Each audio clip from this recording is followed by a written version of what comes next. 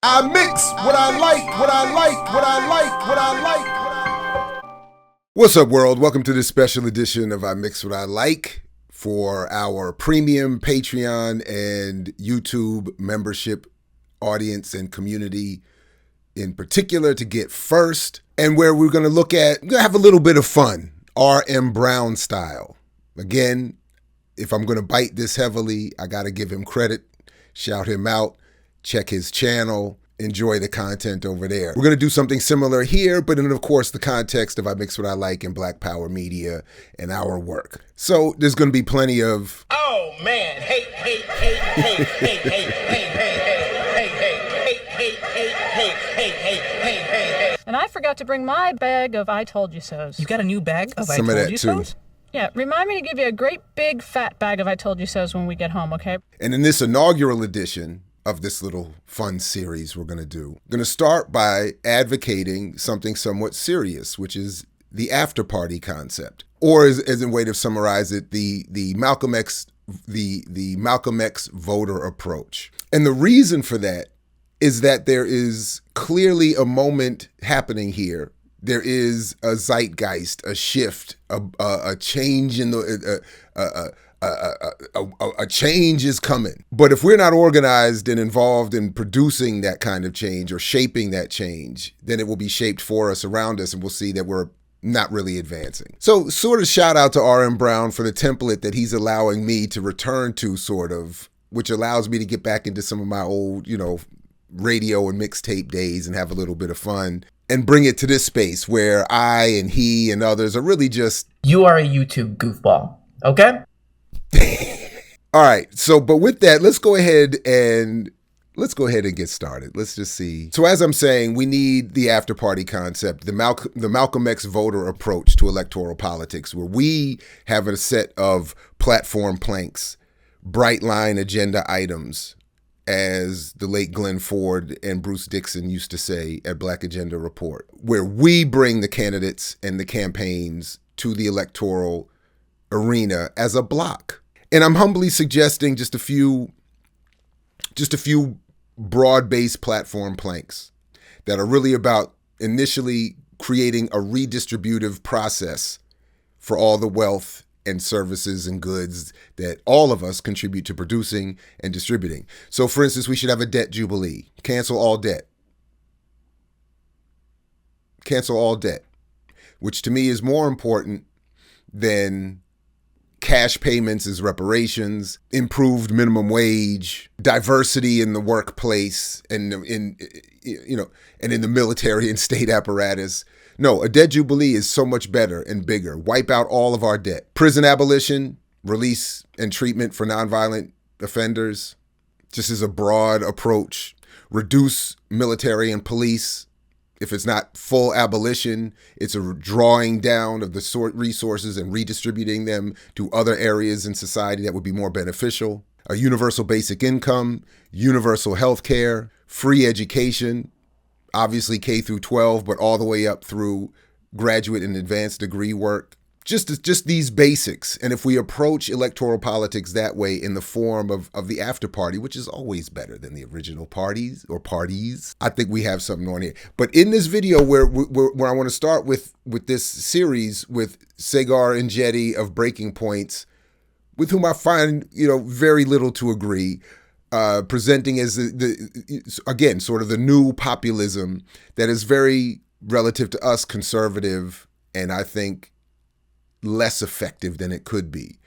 But he is talking about a moment that I do agree is happening, and I want us to get more involved in an organized and militant way. So let's get started here. One of the reasons I love working with Crystal is that she inspires me. She points things out or phrases things in a way that makes me think. Of course, he's talking about Crystal Ball, his colleague there, Breaking Points. We'll probably end up doing more about that show going forward, but for now. Of course, no relation, at least not that we know of, between myself and Crystal. And something that she said yesterday is something that I was really excited about for those of you who are premium members and watch our reactions. It's something I just could not get out of my head afterwards. Her monologue was titled Cuban 2024, and it pointed out all of these obvious things. Is another billionaire really what we need right now? No, probably not. Will Mark Cuban really be our savior from a policy perspective? No.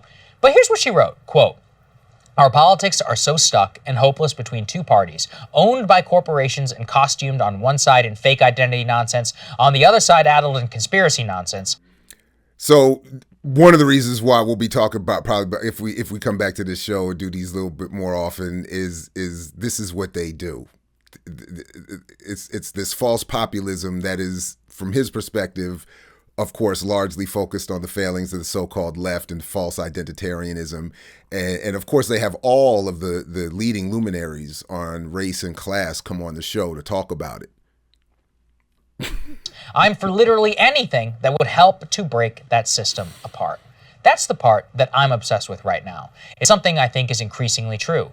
Right now, we are so condemned on both sides of political leadership, it seems nearly impossible to imagine any sort of real democratic consensus to be forged from our options. Take a look at that poll that Crystal cited. It sums everything up right now. On the question of whether Americans want Donald Trump to run again in 2024, 27% say yes, 72% say no. On the question of Joe... And of course, these numbers are right.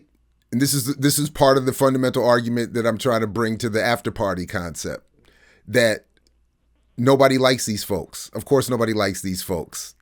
You're all a bunch of Yeah. So everybody knows that You're all a bunch of nobody is excited about this, but it's folks like these and those that we'll end up talking a lot about in terms of the after party concept, who tell us we have to vote for them for the lesser of evils, to stop fascism. You all keep bringing us back. And when those of us advocate something leftward, we're attacked as being irresponsible. So this is sort of the problem. Like you all end up telling us to go back to this. Joe Biden running for office. It's nearly identical. 28% say yes, 70% say no. And yet, those are our two most likely nominees for president. Let's just say they don't run, though. On the Democratic side, that means Kamala Harris is the presumptive nominee, or Pete Buttigieg. Kamala, the least popular vice president in modern American history. More so than the guy who couldn't spell frickin' potato. On the Republican side, I don't know who it would be, but whomever it would be somebody who had to endorse Trump's Stop the Steal nonsense. In both cases, the problem is this: they would not be capable of actually uniting Americans. While I believe at its core America's problems can only be solved by policy, the problem that we have right now... I actually agree with that. We do need to assume the levers of power over policy. I definitely agree with that. I also agree with what he just said about the proposed candidates, Buttigieg and Harris, not going to be exciting. Those are losing. That's a losing proposition for sure. Is the inability to even arrive at correct policy outcomes. We have a political incumbency that shrouds their corporate-friendly policy in the veil of the culture war. Joe Manchin and Kyrsten Sinema have only upside to gain from opposing Joe Biden, no matter the issue, because just being opposed itself to the most unpopular president in a long time is popular. Or, when Trump was in power, Democrats could justify and do literally anything because they convinced their base they were opposing fascism. In this reality, we have only one option: throw out the entire existing class of politician and do something crazy. This was the rationale of Trump 2016. Now look, it didn't work out as planned, but it was a gateway to our future. Our current class of politicians are obsessed with becoming celebrities with large Twitter followings who do podcasts instead of governing. To that, I say, okay, fine, screw it. If this is the way it's going to be, let's get some real celebrities who are both likable, but also have the capacity, at least, to unite us, at least in rhetoric alone, and discard the existing political class to the dustbin of history. There is a reason that during Trump's time in office, the only person he was truly afraid of running as a Democrat was Oprah Winfrey. That's also why I listened with great interest. Me too. That would be a nightmare. But I think Anyway, a recent I get his conversation point. I get Joe his Rogan point. had with Jim Gaffigan, where he described the state of politics and he mentioned who he thinks would win. He said it was Dwayne "The Rock" Johnson, and I agree. I remember many of you thought that I was cringe months ago when I said that The Rock should run for president, but this is why. I think he's right. The Rock should run for president, if for no other reason. Keep us in vogue, baby. Keep us in vogue, baby. Rockin' 2024. I see a world where basic popularity and rhetoric could solve a lot of our problems. Take Black Lives Matter. Imagine The Rock saying something like this. Yeah, Black Lives Matter. Also, we need cops. Boom. Culture war literally solved. Boom! Culture war solved. Because that's all that's really going on is a culture war. Not class, not race, not imperial, colonial wars. It's just a culture war. And if The Rock comes in and says Black Lives Matter, but so do we need the police. But where I agree, and to his point, this would be the problem. That someone would be brought in like The Rock. I could see that, who would be able to symbolize, as Obama has done, an affinity for and a solidarity with the masses of oppressed people, black people in particular. And then coming out and, as Obama did, increase funding to the police and the military, and not stand up for those abused by the police and the military. So I could see that. And this is again why I want us, that I'm bringing this to us in the context of the after party, that we need to be organizing well in advance of any next or future election to say we need to have a statement of response, an affirmative engagement with this process. Again, it isn't to say that I'm certainly not arguing that electoral politics are my favorite thing or the only thing or even the primary way to a liberated future. But since so many of us engage in electoral politics and end up voting or being encouraged to vote for one of the two dominant parties, I think we need to be offering and in organizing and offering some sort of other kind of effort to give to encourage and inspire our people in our communities to do something else. Otherwise, we're just going to get something like this. Solved. You need somebody so famous, so ubiquitous and above the fray that they are capable of connecting with people on a visceral level. It's very difficult. And don't get me wrong, from a policy perspective, it may not work out. The Rock has recently been cringe posting with Jeff Bezos. You could say this about the guy, though. He's just as positive in a way that we don't even recognize anymore in our politics. He loves America. That's crazy. He loves America. That's always important. And he's friends with Bezos. But that's why you need people like me and like us. You need people like me so you can point your fingers and say, that's the bad guy. So that you can come back to say, that's why we need The Rock. So we don't have to deal with these after party folks and people who would want legitimate change. And he's known by almost every parent in this country because of Moana and other children's movies. He's also one of the most followed people on all of Instagram. Now you might say, well, what is he gonna do? On that, I would tell you this. What are any of these people gonna do? I think we need to blow up the entire political system. And for the FBI agents monitoring this, no, I don't mean literally. From the ashes, rise the phoenix. It is not something that happens quickly. It's something that takes years to shake out. Donald Trump and Bernie Sanders campaigns in 2016, it opened the door to allow people like Crystal and I into the semi-mainstream, at least have the ability to engage on the same argumentative plane as the establishment. Now, something like that just didn't exist before. This is the other part that always gets left out. Yeah, they have a lot of views and followers. This video is only like a day old at the point that I'm taping this, and it's already got almost 200,000 views. But what they always leave out when people leave this stuff out about the new media environment is that that this show, Breaking Points, originally with The Hill, is comprised of a crystal ball that has her own popular both congressional run in Virginia from back in the day, and then years of mainstream media on MSNBC, etc. This guy with his, right-wing Republican version of that. People who admit themselves that they were, I think, that they weren't, radically politicized, kind of like Glenn Greenwald and others until after Obama. So like they're new to the game, propelled by commercial media and mainstream establishment politics, pushed for a good long time on The Hill, a well-funded, sponsored, supported, still running with replacement hosts program. That's what propels you here. The to these heights and others to these heights. Joe Rogan, a long career in commercial media and UFC space, long before he becomes what is for many the guru of a new world. It isn't just that they are tapping into a certain political moment or a media moment or a shift in an environment. They are positioned to that by their previous allegiance and to and support by establishment politics and media. But that was not enough for a variety of reasons. The next step is having somebody who becomes president, who literally has no connections to the existing infrastructure and blows apart the very idea of what is possible. When reading history, a great paradigm shift only comes once in a generation. Sometimes it takes a great war or a global economic depression. We've already had that once in a century event. And yet our change still has not come. People are waiting. They are literally more fed up than they have ever been. They are crying out for something else. I believe that something else could be the people's champ. It's a great campaign phrase. And I'll quote a man who changed the entire way that I once thought about politics. What the hell do we have to lose? There you have it, the people's champ, The Rock. Keep us in vogue, baby. I get the point, and I see the moment that he's talking about, but this is why I'm saying that we need to be involved.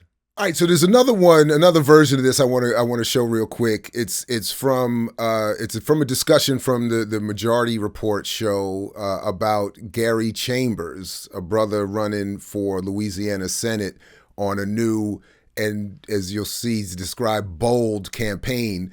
But again, from my point, this is why I think we need to be getting more involved as truly Black radical left communities in organizing ourselves and engaging in these electoral spaces, if for no other reason, to challenge the system and maybe heighten some contradictions and push things in new different ways. On this point and at that level, I really am feeling the general energy. But that's always the point. There is always a vibe of revolution and change. It's just an issue of how those in power manage it, and then as subsidiaries, how, in this case, white liberals or just liberals in general try to supplant themselves as radical alternatives and then sort of set the edge, limiting how far left we can actually go. So let's check out a little bit of this right here. I think like what's impressive about this too is I think that's going to impress people is sort of people are attracted to boldness. Right. Check this out. Every 37 seconds, someone is arrested for possession of marijuana. Since 2010, state and local police have arrested an estimated 7.3 million Americans for violating marijuana laws, over half of all drug arrests. Black people are 4 times more likely to be arrested for marijuana laws than white people. States waste $3.7 billion enforcing marijuana laws every year. Most of the people police are arresting aren't dealers, but rather people with small amounts of pot, just like me. I'm Gary Chambers, and I'm running for the U.S. Senate, and I approve this message. Hey, I approve the message too. Absolutely. And that would be my point. We do want something bold. Everybody is engaged by something exciting and challenging and militant. But if we don't get involved in the context of an after party with debt jubilee, redistribution of resources going to the military and the police, drawing down the prison population, universal basic income, universal health care, if these aren't the basis of our engagement, radical redistribution of the GDP, $20 trillion created every year in this country, in the United States, that could easily be redistributed so that all of these issues that we all struggle and compete against one another for are taken care of. But that's how I would like to see us emerge and engage and challenge those who will tell us later that we have to accept the lesser of evils and bring us right back into the same place, because doing that, as I've talked about before, brings that in. There's a lot of money in telling people, Black people in particular, to vote for the Democratic Party. So let's not get back into another situation where I have to come back with another bag of these. And I forgot to bring my bag of I told you so's. You got a new bag of I told you so's?